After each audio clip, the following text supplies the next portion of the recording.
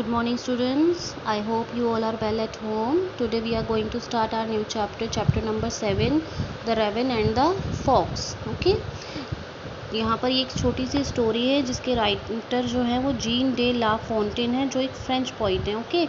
इन्होंने इन पोइट ने हमें इस पोयम में हमें एक स्टोरी बताई है, एक कौवे की और एक लोमड़ी की. Okay, let's see. Mister Raven was perched upon a limb.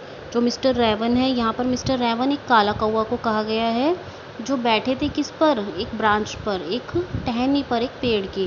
And Reynard the fox looked up at him. और जो एक फॉक्स है जिसको इन्होंने रेनट कहा है. रेनट का मतलब होता है, एक फ्रेंच वर्ड है जिसमें फॉक्स को, लोमड़ी को रेनट कहा जाता है. ठीक है, क्योंकि पोइट हमारे फ्रेंच है तो उन्होंने यहाँ पे फ्रेंच वर्ड का यूज़ किया है. किसको देखा? उसने एक कौवे को देखा जो पेड़ पर बैठा था. For the raven held in his great beak. और अब उसने क्या देखा था कि रेवन ने अपनी जो बड़ी सारी चोंच है उसमें एक क्या रखा हुआ था, मॉर्सेल. मॉर्सेल का मतलब है अ बाइट ऑफ फूड, यानी कि एक रोटी का टुकड़ा उसने अपनी चोंच में रखा हुआ था. A morsel the fox would go for to seek. जो वो रोटी का टुकड़ा था वो जो लोमड़ी है वो उसे प्राप्त करना चाहती थी.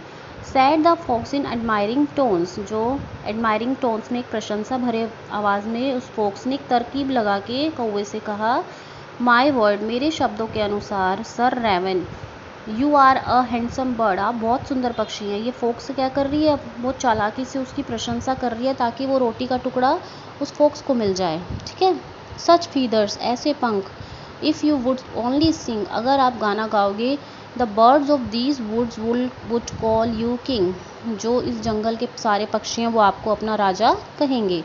ठीक है, ये इसकी झूठी प्रशंसा कर रही है कौवे की. The raven who did not see the joke. अब वो रेवन यानी कि वो जो कौवा है जिसको वो उसका मजाक समझ में नहीं आया, यानी उसकी बातों में उसको मजाक समझ नहीं आया. फॉरगेट दैट, वो भूल गया, that his voice was just a crook, किसकी जो आवाज़ है वो केवल एक कर्कश आवाज़ है. ठीक है.